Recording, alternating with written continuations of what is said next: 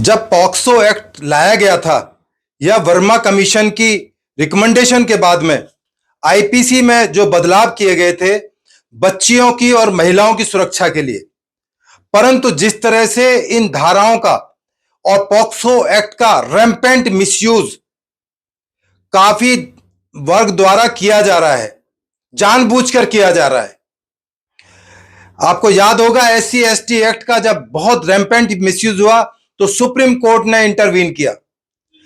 दहेज के मामलों में जब बहुत ज्यादा इसका मिसयूज हुआ तो सुप्रीम कोर्ट ने तमाम तरह की डायरेक्शंस दी, इंटरवीन किया।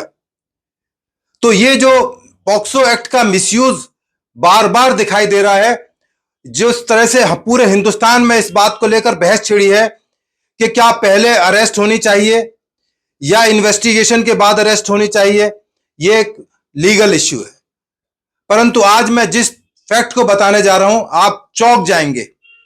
जिस तरह से पॉक्सो एक्ट का मिसयूज किया गया मैं आपको दिखाता हूं। ये एफआईआर है जो इस लड़की ने पॉक्सो एक्ट का मुकदमा जो दिल्ली में दर्ज कराया है कनॉट प्लेस पुलिस स्टेशन के अंदर। इसी लड़की ने वुमेन पुलिस स्टेशन रोहतक में 64/16 एफआईआर अपने एक साथी पहलवान के खिलाफ कराई थी।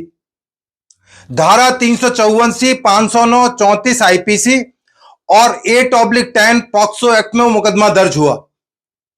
और किस तरह से उसका निस्तारण हुआ मैं नेक्स्ट टाइम आपको उसका भी रहस्य को उद्घाटन करूंगा कि किस तरह से वो सेटल किया गया मामला। मैं आपको एक इंस्टांस के माध्यम से बताना चाहता हूं। मैं उस केस का पार्लियामेंट थाने में आईओ भी था एज एसीपी। एक सुप्रीम कोर्ट की लॉयर ने एक बहुत बड़े मेंबर ऑफ पार्लियामेंट के खिलाफ रेप का झूठा मुकदमा दर्ज कराने की कोशिश की।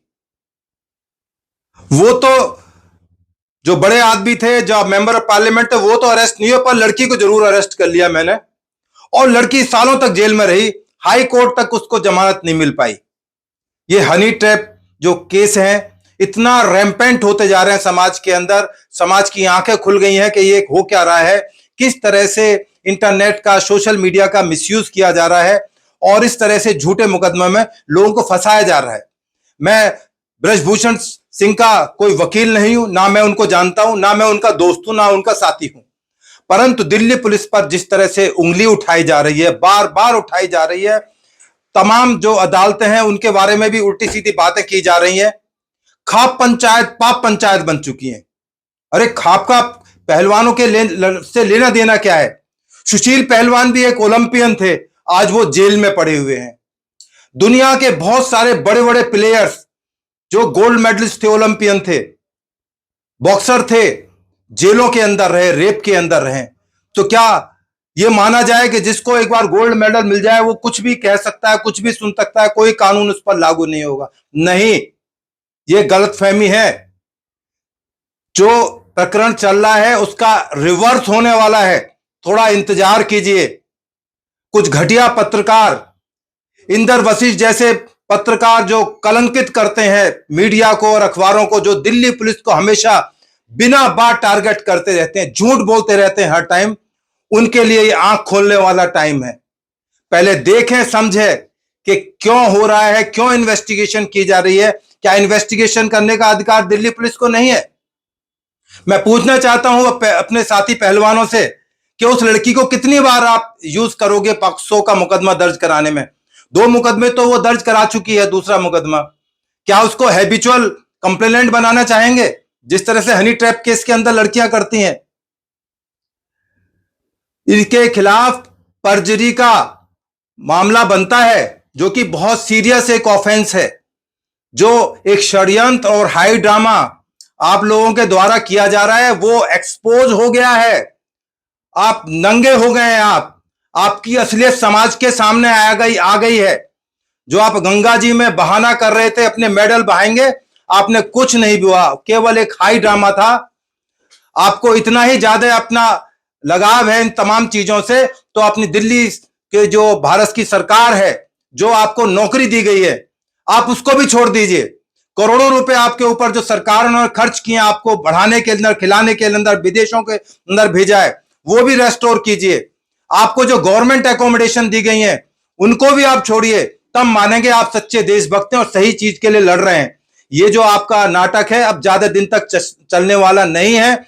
मैं रेल मंत्रालय से, हरियाणा सरकार से और भारत सरकार से अपेक्षा करता हूं, उम्मीद करता हूं, रिक्वेस्ट करता हूं कि इनके खिलाफ डिपार्टमेंटल एक्शन लिया जाए, क्योंकि जब नए पार्लियामेंट का एक उद्घाटन हो रहा था, प्रेयर हो रही थी, पूजा हो रही थी, जानबूझकर एक सीन क्रिएट करने के लिए, देश को बदनाम करने के लिए एक टूल किट के सहारे उन्होंने जिस तरह से वहां पर पुलिस के साथ हाथापाई की, पुलिस के काम में इंटरवीन किया।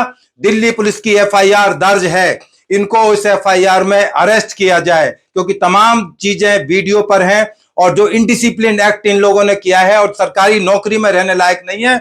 मेरी तमाम जो समाज से रिक्वेस्ट है कि इन तमाम हालातों पर सोचें कि क्यों ना इन लोगों को अरेस्ट किया जाए, क्योंकि जो इस लड़की ने मुकदमा दर्ज कराया है इसके बयान 164 सीआरपीसी में मजिस्ट्रेट के सामने कलमबंद हो चुके हैं।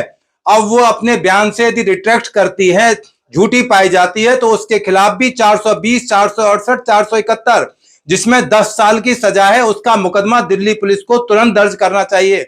जिस दिन पूरी इन्वेस्टिगेशन हो जाए उसको अरेस्ट करें, जिससे उसके पापों का उसको हिसाब किताब देना पड़े, क्योंकि अब ये चीजें खुलकर आने लगी हैं। उस लड़की के चाचा ने, उसके लड़की की दादी ने, उस लड़की के पड़ोसियों ने ये खुलकर बताया है कि लड़की की उम्र 20 साल है। जब ये प्रपंच किया गया 22 फरवरी 2000 को जन्मी बताया गया। प्रतियोगिता रांची में हो रही थी, मुकदमा दिल्ली में हो रहा है। इसका ट्रायल इस दिल्ली शहर की अदालतों में नहीं हो सकता, जुडिशन का इश्यू है। और लड़की उस टाइम 18 साल की हो चुकी थी, परंतु जब इनको अपनी गलती का एहसास हुआ तो झूठ पर और झूठ और झूठ पर और झूठ, उसका जो है डेथ सर्टिफिकेट बनाया गया। बड़ा ताज्जुब की बात है, लड़की रोहतक में पैदा हुई, लड़की का बर्थ सर्टिफिकेट दिल्ली का है, डेथ सर्टिफिकेट पंजाब में बनाया गया है, सब चीजें पब्लिक डोमेन में आ गई, तमाम चीजें हैं। इनके खिलाफ एफआईआर है, जिस एफआईआर का मैं जिक्र कर रहा हूं 64/16, जिसमें इस लड़की ने पहले भी एक मुकदमा दर्ज कराया था, उस मुकदमे को पैचअप कर लिया। तो ये सब कुछ एक गिरोह द्वारा, संगठित गिरोह द्वारा किया जा रहा है। मैं इनको देश हित में नहीं मानता। जो पहलवान जो इससे नहीं जुड़े हुए हैं, मेरी उनसे रिक्वेस्ट है कि कम से कम अपने साथी पहलवानों को समझाएं कि इस देश की बदनामी ना करें, क्योंकि जिस तरह से पीटी उषा का इन्होंने बदसलूकी की और तमाम जो पॉलिटिकल पार्टीज के नेता अपने चेहरे दिखा के आए थे, अब उनको जगह नहीं मिलेगी अपना चेहरा छिपाने के लिए। ये जो बार बार रिपीटेडली पॉक्सो के मुकदमे दर्ज हो रहे, तभी मैं पूछ रहा हूं कि अभी उस लड़की का कितनी बार आप लोग यूज करोगे, कितनी बार उसकी तरफ से एफआईआर दर्ज कराएं। कम से कम कोई नई लड़की ले आओ जिससे कि झूठे मुकदमे आप दर्ज करवा सको। आने वाला टाइम आपको एक्सपोज करने का टाइम है। अभी मैं और खुलासे करूंगा। अभी केवल रोहतक की एफआईआर दिखाई है, और रोहतक की एफआईआर पैचअप कैसे हुई, उस जो पहलवान के साथ कैसे सेटिंग की गई, क्या करेगी, मेरे पास तमाम सबूत है। मैं आने वाले टाइम में मीडिया को दिखाऊंगा, इस देश की जनता को दिखाऊंगा, जिससे कि जनता गुमराह ना हो। और जो पहलवानों के हितैषी थे, मैं उनसे रिक्वेस्ट करूंगा, बताएं, आज इन बातों का जवाब दें कि उन्होंने पूरी जांच करे बिना सारे एलिगेशन दिल्ली पुलिस पर, तमाम अदालतों पर, तमाम चीजों पर लगाएं। वो गलत है, क्योंकि जो एफआईआर हुई है, ललिता कुमारी का जो जजमेंट है, सुप्रीम कोर्ट का जजमेंट है, उसमें 6 हफ्ते का टाइम पुलिस को इंक्वायरी के लिए दिया गया है। इस देश की सबसे बड़ी अदालत का जजमेंट है। तो ऐसी क्या जल्दबाजी थी कि आप एफआईआर कराने सुप्रीम कोर्ट भाग गए? और हालांकि हमारे सॉलिसिटर जनरल ने उस चीज को इंटरवीन करते हुए पुलिस को डायरेक्शन दी, जिस बिना पर 2 एफआईआर दर्ज हो गई हैं। अब इसकी इन्वेस्टिगेशन पूरी होने दीजिए। आपको आपका चेहरा दिल्ली पुलिस दिखाएगी कि आप कहां खड़े हो। तमाम फैक्ट्स, तमाम इन्वेस्टिगेशन पब्लिक डोमेन में आएंगे, चार्जशीट होंगी या ये अनट्रेस जाएंगे मुकदमे। आने वाले टाइम का इंतजार कीजिए। मीटू कैंपेन भी इस दिल्ली में, हिंदुस्तान में चला था, 19 एफआईआर दर्ज की गई। क्या उसके बाद कोई मीटू नहीं होता? उसके बाद क्या निर्भया के बाद कोई रेप के मुकदमे दर्ज नहीं होते? पॉक्सो का रैम्पेंट मिसयूज का एक बहुत बेहतरीन नमूना आपके सामने पहलवानों ने पेश किया है। आने वाले टाइम में और रहस्य उद्घाटन जल्दी ही होंगे। धन्यवाद। जय हिंद, जय भारत।